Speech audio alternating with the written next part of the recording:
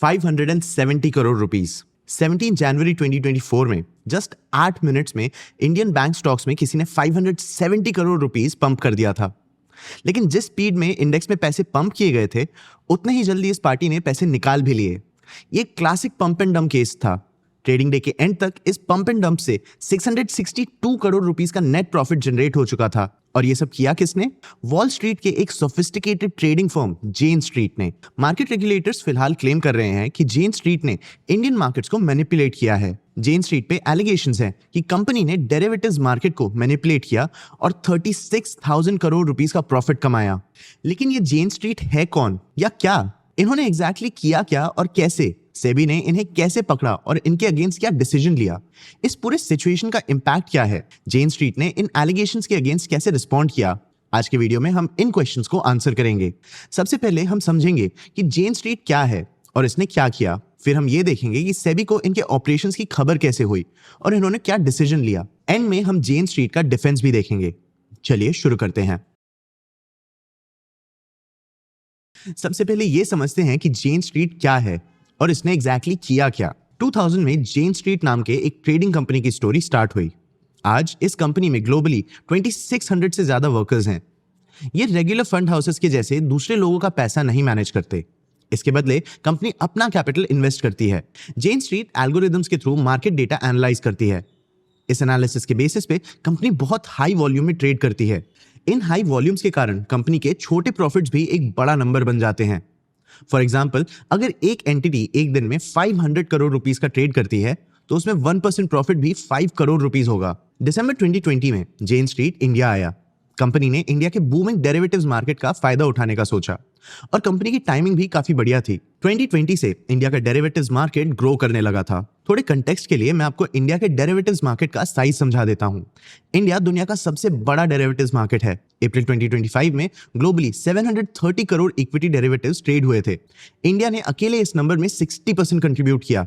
मतलब इंडिया एक highly liquid derivative market है और जेन स्ट्रीट ने इस मार्केट में एक अपॉर्चुनिटी देखी। इस अपॉर्चुनिटी को कैप्चर करने के लिए जेन स्ट्रीट ने 4 एंटिटीज एस्टैब्लिश किए: JSI इन्वेस्टमेंट्स, JSI 2 इन्वेस्टमेंट्स, जेन स्ट्रीट सिंगापुर और जेन स्ट्रीट एशिया ट्रेडिंग। जनवरी 2023 से मार्च 2025 तक इन कंपनीज ने मिलकर इंडेक्स ऑप्शन सेक्शन से 43,000 करोड़ रुपीस का प्रॉफिट जनरेट किया था। कंपनीज के दूसरे सेगमेंट्स के लॉसेस इंक्लूड करने के बाद भी कंपनी ने 36,000 करोड़ रुपीस का प्रॉफिट रिकॉर्ड किया। ये अदानी एंटरप्राइजेस के लास्ट 5 इयर्स के प्रॉफिट्स का डबल है और कंपनी ने सिर्फ 2 साल में इतना प्रॉफिट कमा लिया। लेकिन सिर्फ प्रॉफिट्स तो सस्पेंशन का कारण नहीं हो सकते। तो ऐसे में जेन स्ट्रीट के ऑपरेशंस को इन्वेस्टिगेट करने का तो कोई कारण ही नहीं होता। फिर सेबी को कैसे पता चला कि जेन स्ट्रीट किसी गलत एक्टिविटी में इन्वॉल्व था? इंटरेस्टिंगली, इस इन्वेस्टिगेशन का रीजन न्यूयॉर्क का एक लीगल बैटल था। 2024 में जेन स्ट्रीट और मिलेनियम मैनेजमेंट नाम के एक और ट्रेडिंग जायंट के बीच एक लॉ सूट चल रहा था। जेन स्ट्रीट ने मिलेनियम मैनेजमेंट पे उनके ट्रेडिंग स्ट्रैटेजीज चोरी करने का एलिगेशन लगाया था। इस लॉ सूट से एक चीज रिवील हुई: कंपनी के पास एक हाईली वैल्यूएबल, यूनिक और प्रोप्राइटरी ट्रेडिंग स्ट्रैटेजी थी। ये trading strategy specifically Indian options market के लिए डिजाइन की गई थी। जेन स्ट्रीट ने क्लेम किया कि कंपनी के 2 फॉर्मर एम्प्लॉइज ने ये स्ट्रैटेजी मिलेनियम मैनेजमेंट के साथ शेयर किया था। इस लॉ सूट ने ही सेबी का अटेंशन अट्रैक्ट किया। भला जेन स्ट्रीट के इंडिया स्ट्रैटेजी में ऐसा क्या था जिसको लेके कंपनी कोर्ट तक जा सकती थी? और क्या ये स्ट्रैटेजी फेयर था? आइए देखते हैं सेबी के इन्वेस्टिगेशन ने क्या डिस्कवर किया। सेबी ने टोटल 18 डेज के ट्रेड्स इंस्पेक्ट किए। ये कोई रैंडम डेट्स नहीं थे, ये ऑप्शंस के एक्सपायरी डेट्स थे और इन डेट्स में जेन स्ट्रीट ने बहुत बड़े प्रॉफिट्स रिकॉर्ड किए थे। इन 18 डेज में से एक दिन पे सेबी का ध्यान गया, 17 जनवरी 2024। इस एक दिन में कंपनी ने 735 करोड़ रुपीस का प्रॉफिट रिकॉर्ड किया था। जेन स्ट्रीट ने इस दिन जो स्ट्रैटेजी एग्जीक्यूट किया, इसे 2 पार्ट्स में डिवाइड करके समझते हैं।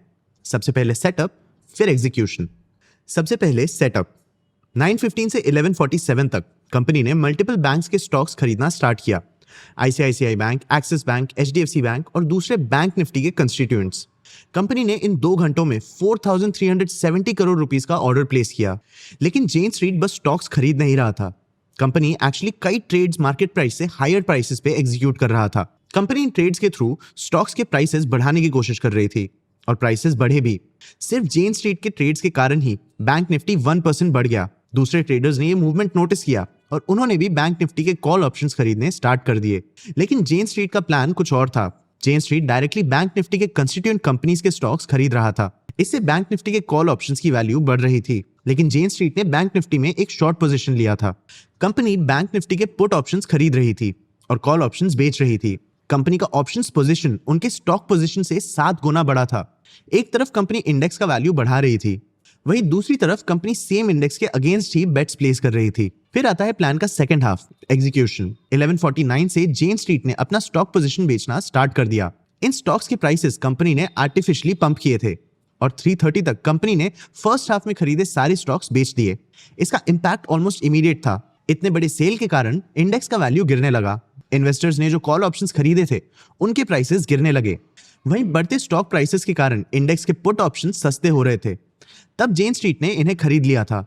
अब जब इंडेक्स का वैल्यू गिर रहा था तो पुट ऑप्शंस के वैल्यू बढ़ने लगे थे। जेन स्ट्रीट ने अपने स्टॉक पोजीशंस पे 62 करोड़ रुपीस का लॉस फेस किया। आफ्टर ऑल कंपनी ने हाई प्राइसेस पे स्टॉक्स खरीदे और उन्हें लो प्राइसेस पे बेचा, लेकिन कंपनी का एक्चुअल स्ट्रैटेजी तो ऑप्शंस पे बेस्ड था। इन ऑप्शंस के थ्रू कंपनी ने 735 करोड़ रुपीस का प्रॉफिट रिकॉर्ड किया। मतलब कंपनी ने एक ही दिन में 673 करोड़ रुपीस का नेट प्रॉफिट बुक कर लिया था।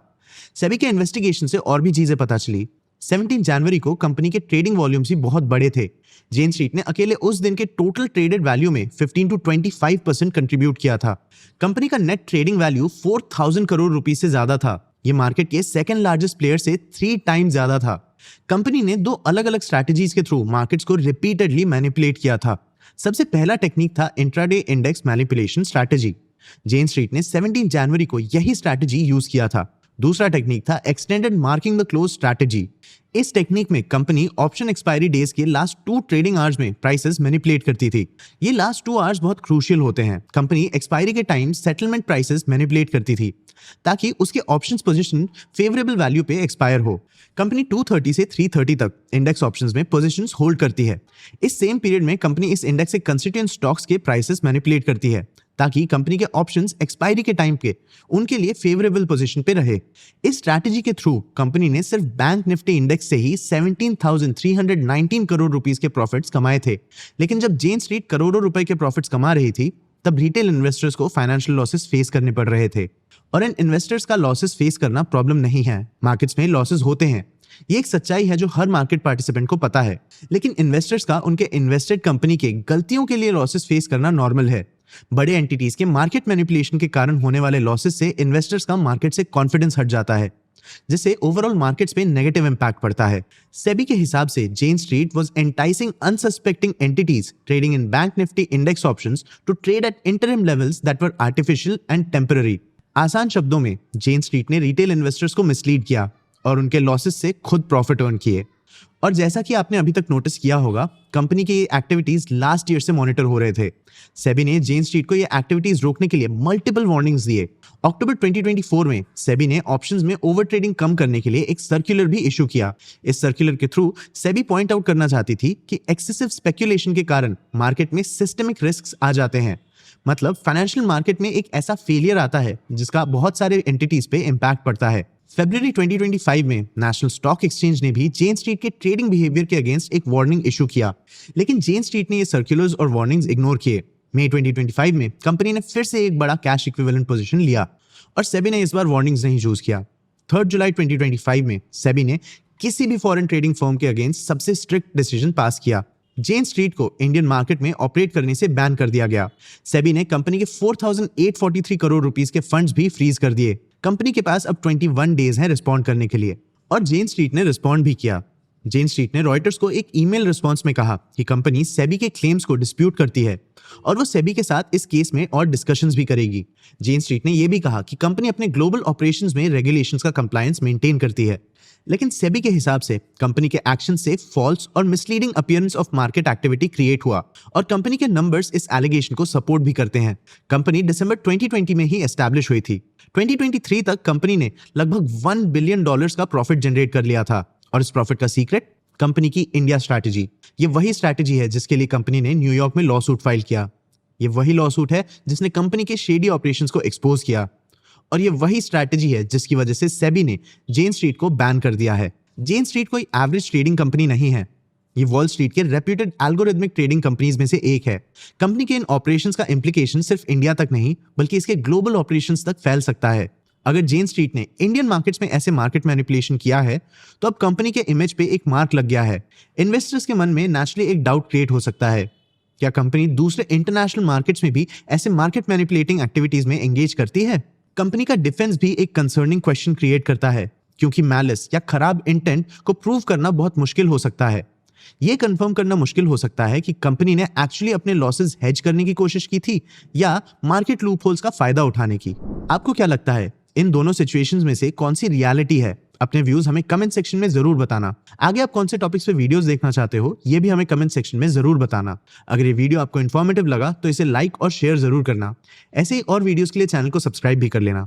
आज की वीडियो के लिए इतना ही। मैं हूं आपका होस्ट देव। मिलते हैं अगले वीडियो में।